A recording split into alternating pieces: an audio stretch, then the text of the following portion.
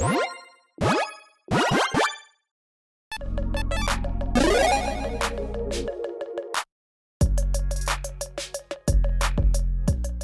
everyone, Mitch coming in for the Grand Score Studio. Welcome to the show. So, Outlaws of Thunder Junction spoiler season has finally wrapped up for the main set, and you know what time that means? Well, it means that it's time for the Golden Pig Awards, my favorite commanders from the actual set itself. There are 43 commanders in total. I'm going to talk about my top 10. These are my picks for my favorite commanders, not necessarily the most powerful ones in the set. There's a completely separate episode for the tier list ranking, so make sure you check that out. Now with all that said, let's jump in to the top 10. And first up, flashing in, get it, Annie Flash the Veteran, a 4/5 human rogue for 6 mana in Naya, coming in at number 10, Flash. When Annie the Flash, I'm just going to keep saying Flash, the Veteran, enters the battlefield, if you cast a return target permanent with mana value 3 or less from your graveyard to the battlefield tapped. When it becomes tapped, exile the top 2 cards of your library. You may play those cards this turn. So that first part is interesting, right? I mean, not Flash, but being able to come into play and basically kind of like Sun Titan, essentially something. That being said, unfortunately, it is on a cast trigger. Maybe fortunately, because there's probably some pretty broken things that you could do with that, some loops that you could probably create. That being said, the reason I do like this commander is because we are starting to finally explore some different avenues for card advantage in commanders and how they can generate them. Not just the old boring, well, we'll get to that in a different episode, but, you know, Simic way of like land, draw, land, draw. We get other things like this. Hey, when this becomes tapped, exile the top 2 cards of your library, play those cards this turn, and yeah, being able to essentially not just give you that, you know, as a tap ability for this commander, but saying whenever this becomes tapped, you get that. So sure, you can swing with Annie if you really want to, or more likely, you're going to build around some sneaky ways to tap Annie and, you know, like something like a Glare of Subdual, like a free tap ability, or like certain equipment that allow you to do so, or vehicles, or, well, I'm not going to do this, but mounts. Yeah, mounts can be good too, I guess, but they're just more easily removed than vehicles. So giving yourself different avenues to actually tap your commander and utilize that effect is really cool. And then also, again, there's new ways to play around with Impulse Draw and take advantage of, well, casting spells from exile, getting different benefits from doing that. So I do like when they start to take commanders in different directions. Again, understanding that one of the most important things in commander is card advantage, even temporary card advantage like this, and giving us a new way for a commander to go about that, I think is huge. So yeah, I do like this commander design. I kind of like that that first part is a little limited because you probably could create some crazy loops. That's probably not the point of this commander. So yeah, I do think this is a very interesting design. Congratulations, Annie Flash, on your 10th place finish. Next up, we've got my 9th place commander with Riku of Many Paths. That's right, Riku is back. Riku is back as a 3/3 human wizard in Teamer. Whenever you cast a modal spell, and this is the first time I believe we've ever seen on a card mention just literally the word modal spell. Words. Choose up to X or X the number of times you chose a mode for that spell. Exile the top card of your library. Until the end of your next turn, you may play it. Put a counter on Riku of Many Paths against your of turn. Create a 1/1 blue bird creature token with flying. So, I mean, 2 of those 3 are really interesting to me. The other one's all right. I mean, getting a counter on Riku can be nice. Giving trample can be nice. Yeah, that can be a win condition for you if you really want to go about doing that. And also, there are certain cards that can play around with, like, you know, greatest power among creatures you control. Those kinds of things, too. That being said, yeah, the interesting part about this commander is that you get extra free benefits for building your deck around modal spells. And not just any kind of modal spells, right? Like, sure, you can have, like, the Charms, which are good cards, very good cards, but, yeah, Simic Charm, you only get to choose 1. So you're only getting 1 of these extra benefits, which is nice to get an extra benefit, but I would rather get more. So yeah, I'd rather at least get 2 and maybe 3 if I can. And yes, there's some fantastic ones like the Confluences, etc., etc., etc. Like choose any number, choose 1 or more, choose the same number or whatever 3 times or whatever it is. Essentially, you get to pick different modals, and being able to utilize those allows you to, well, be very flexible this kind of a deck, utilize cards in really cool ways, and also, again, instead of getting, say, 3 benefits from 1 card, now you get 6 because you are getting the 3 modals from this too, which are fantastic. So, yeah, being able to play around with, again, temporary card advantage off the top of your library with Impulse Draw, basically, being able to build an army of birds and, sure, make Riku slightly larger. Yay! I mean, I'm not trying to downplay that one really all that much, but I like the other two, and I would build around the other two a lot more. That being said, yeah, getting that third one would also be nice too. So yeah, I think this is a commander that's very interesting. I'm glad they finally identified modal spells as like a modal tribal type strategy, essentially, and giving it a name of modal and saying like, yeah, we will identify this. Players can identify what these kinds of cards are, okay? So yeah, Riku Many Pass, I think you're a fantastic design for a commander. Congratulations on your 9th place finish. Next up, let's move on to number 8 with Geralt the Fleshwright, which, in my opinion, is a new interesting take on an oldie but a goodie commander. We'll talk about that one here in a little bit. A 2/3 human warlock for 3 mana in blue. Whenever you cast a spell during your turn, other than the first spell that turn, create 2/2 blue and black zombie rogue creature token. Whenever a zombie enters the battlefield under your control, put a counter on it for each other zombie that enters the battlefield under your control this turn. This is a very exciting commander, in my opinion. Now, it is one that does have certain limitations, and those limitations really force you to dedicate your resources to the board. So it is a bit riskier than, say, something like Talrant, Sky Summoner, which is kind of what this one, in my opinion, is based off of, really. It's basically Talrand, but it has to be on your turn, essentially. You aren't just gaining benefits from like, oh, okay, I save up all my mana. Right before my turn, I cast a bunch of instants, and I make a bunch of drakes, and then I swing out and take my opponents out. This one's like, no. On your turn, cast whatever spells you want, do that, make a ton of zombies that can get larger and larger and larger with the more spells that you cast, the more zombies you get into play. Basically kind of like storm zombies in a way, but only on your turn again. Yeah, very, very, very exciting with this. Obviously, there's certain combos that you can utilize. There's also, well, different strategies, because again, unlike Talrand, which is, again, Spell Slinger with instant sorceries, this just says whenever you cast a spell. So, again, any kinds of spells. So, I mean, ask your playgroup first, but you could go Artifact Storm if you really want to do this, or like Rooftop Storm too. But there are some crazy things you can do this. You can also take advantage of cards like Rise from the Tides. I think that's the card's name. Essentially, where you're just getting all those zombies essentially based on the number of instant sorceries in your graveyard. So there's other ways to get more zombies in play. Obviously, it is limited to just blue, but still it's a very exciting commander that has an interesting build path for it. You can do some really cool things with it. So yeah, Geralt the Fleshwright. I really like this brand new take on like a Talrand Sky Summoner type commander with some of the limitations, with some also more benefits, again, with a larger army potentially, and larger tall-wise. But yes, I like the design. Congratulations, Geralt, on your 8th place finish. But now let's move on to number 7 with Wily Duke at Hero, a 4/2 human ranger for 3 mana in Selesnya. Vigilance. Whenever it becomes tapped, you gain 1 life and draw a card. So, somewhat similar, yes, to a previous one. And yeah, maybe I'm kind of like doubling down on this, essentially, with like Anti-Flash plus this. They are different commanders, but I do like, again, this different kind of avenue where it's not just spoon-feeding you how this commander works. And essentially, especially with this one, because this one, literally, you can't just attack even to get that, right? It has Vigilance. So you're like, okay, I swing. I'm going to gain 1 life. Oh, wait, no.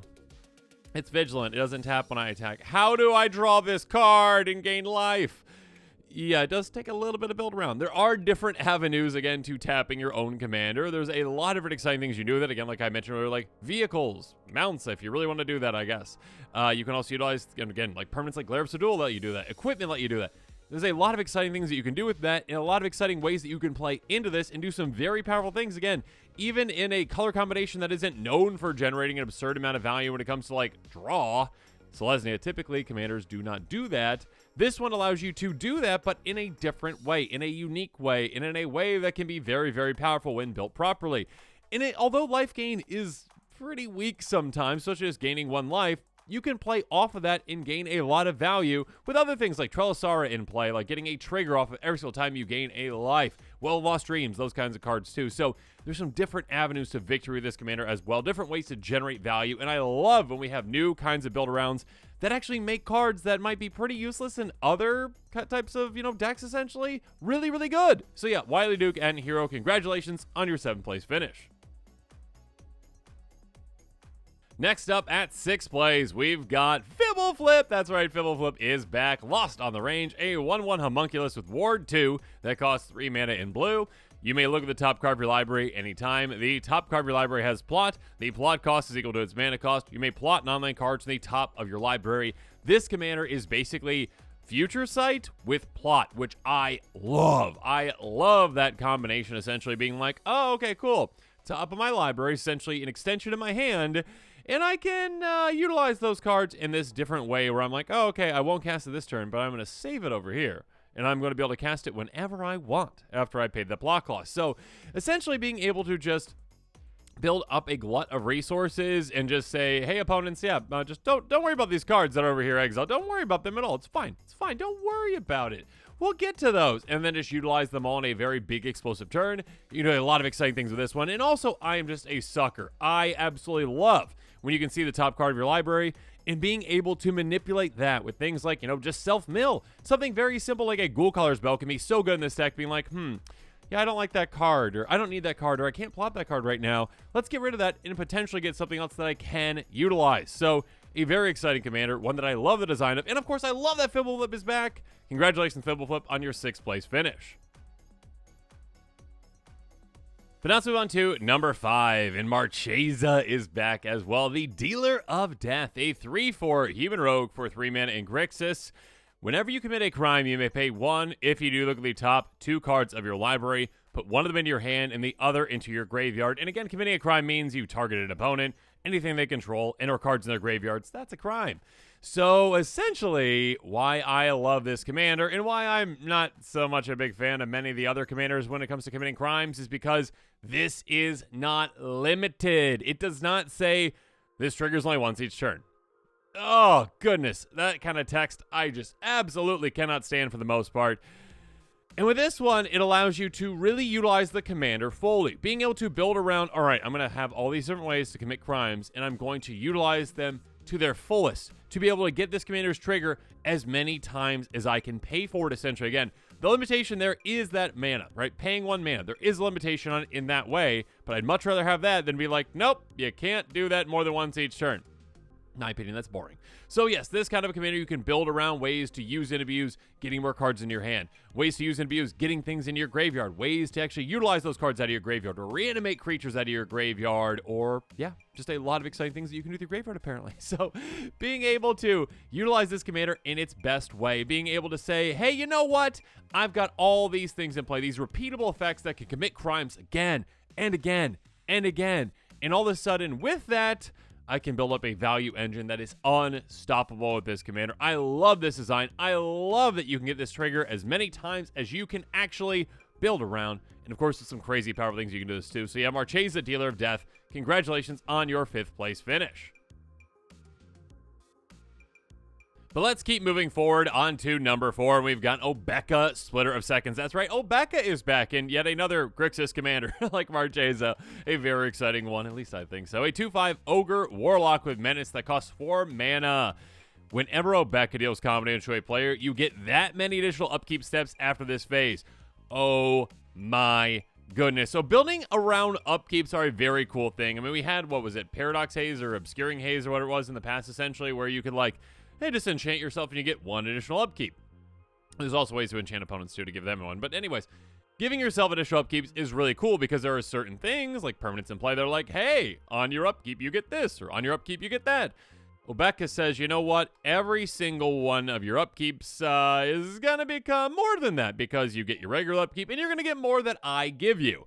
So yes, utilizing ways to get Obeka through, like already has Menace, but, you know, give it flying, give her, you know, just unblockability, whatever you need to give her. And then all of a sudden, you get an absurd amount of upkeeps because you also probably have additional combats. You also probably have, double strike, that kind of thing as well to ensure that you're getting more and more and more upkeeps. You get so much value. I absolutely love this. Finally exploring the space, essentially, for a commander that can actually allow you to build around just like upkeep tribal deck. Love it, being able to utilize something like that. So yeah, Obeka, Splitter of Seconds is a very cool concept.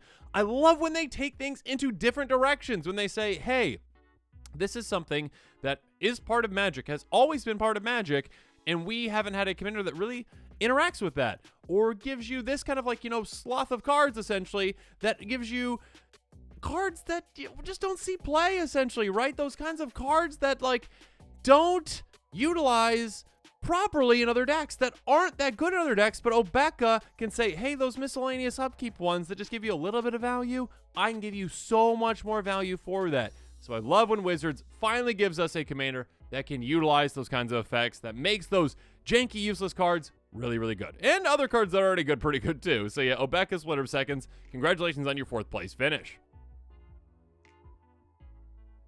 Moving on to number 3, we've got Aurlock Grizzled Genius, a 2/3 Bear Druid for 2 mana in Simic. Spells you cast from your graveyard or from exile cost 2 less to cast. Plotting cards from your hand cost 2 less to cast. I am a sucker for uncommon commanders that are actually interesting and good. It should not be a wasted space, and sometimes Wizards does that with like, hey, you've already seen this kind of a commander before, but here's a strictly worse version because it's uncommon. Ha! No. Thank you for doing something like this where it's like, yes, with Simic, oh, Simic, lands, card draw. No, something completely different. You know what? Let's play spells from our graveyard. Let's play spells from exile. Let's plot cards from our hand, and let's get a discount for that. Cost reduction is massive. This commander is so low to the ground. Get it out early. Get things in your graveyard. Get things in exile. Plot some cards, and get a lot of value out of this. Gives you a good avenue to really utilize the commander in a different way. Now, personally, what I would like to see this just slightly tweaked. All right, this might have been even higher if this was like cards from anywhere outside your hand, essentially. That would give you, that 2 cost reduction, because then that would also count, cards up the top of your library, which would be lovely. So that you could, future sight those kind of things too, or like Fblthp them as well.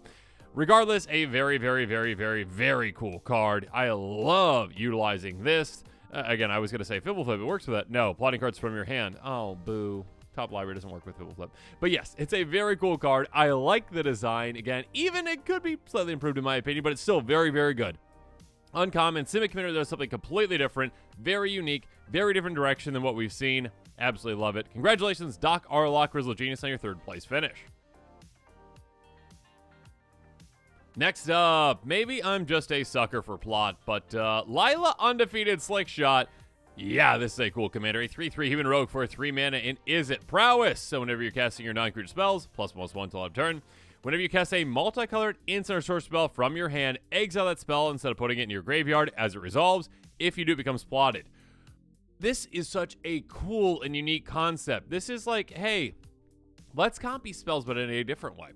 Essentially, you're kind of creating like this spell bank in a way. So again, you cast a spell, multicolored instant or sorcery, you get value out of it already, but also, instead of going to your graveyard, you're like, oh, I save it over here for later, and I can utilize that whenever I want. I mean, on another turn at sorcery speed, but still, being able to utilize that card a second time when you need to is huge, and being able to stack up all those cards and be like, I'm just going to wait for one giant turn and do some absolutely crazy things.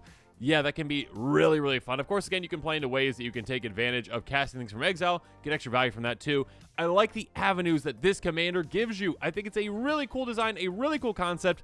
I am glad that it is slightly restricted because, number one, instant sorcery, yeah, good to restrict in that way, but also multicolor is probably needed because if this was just like, hey, any instant sorcery, it'd be like, okay, I play Time Warp, ha ha ha, I get 2 extra turns, ha ha ha ha, oh, I played another extra turn spell, ha ha ha. Yeah, being limited in that is quite nice, in my opinion, because there's some pretty brutal and crazy things that you could do with this if it was not limited in that way. And not that there's not a time and place for those kinds of decks, but me personally, I'm glad that this one is limited, or it'd probably be mostly those kinds of decks. So yeah, Lila Undefeated Slickshot. I like this different direction. Again, utilizing plot in a very, very cool way, kind of like a copy spell commander, but again, one that allows you to stash those up with like a spell bank. It's really, really cool. So yeah, Lila Undefeated Slickshot. Congratulations on your 2nd place finish.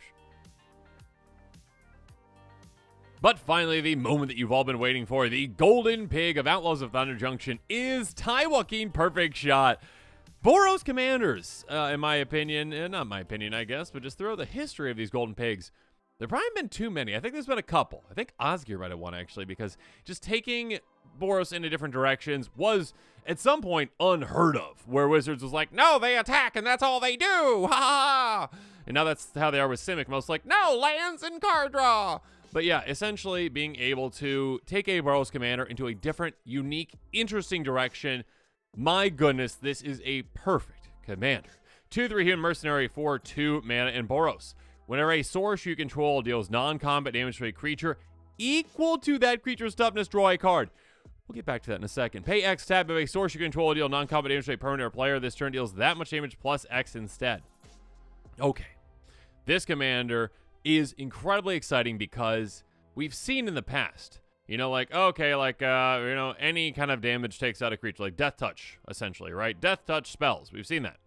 We've also seen like kind of like trampling spells as well. Like, hey, if you deal excess damage, that's a good thing. All right, you get excess damage, you get extra benefits from it, whatever. This is Exacxes. That is amazing. To be like, oh no, I want to get exactly the amount of toughness. Just like, okay, how big's that creature? Doop, gone. Oh, and I draw a card. Thank you. But the potential is so much more than just one card drawn. Of course, your commander can adjust, certain spells or whatever, or certain non-combat damage sources so that they deal a certain amount of damage. That being said, being able to be like, that player over there is a bunch of 1/1s because they're playing this deck where they're making a bunch of tokens. They're a bunch of 1/1s. I cast my tiny little 1-mana spell that deals 1 damage each of my opponent's creatures.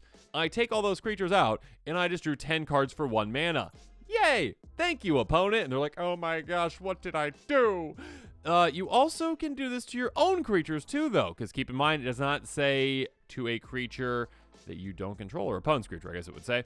So it is your creatures as well that can be counted in this. So if you like secure the wastes and then like waste your own creatures, great! You get to actually draw cards from that as well, as long as you're Exacxing them. Exacxing them. That's definitely a term. Essentially, this commander, you're going to want to build, at least I would build, a bunch of different spells at different levels. Again, 1 damage each creature, 2 damage each creature, 3 damage, etc.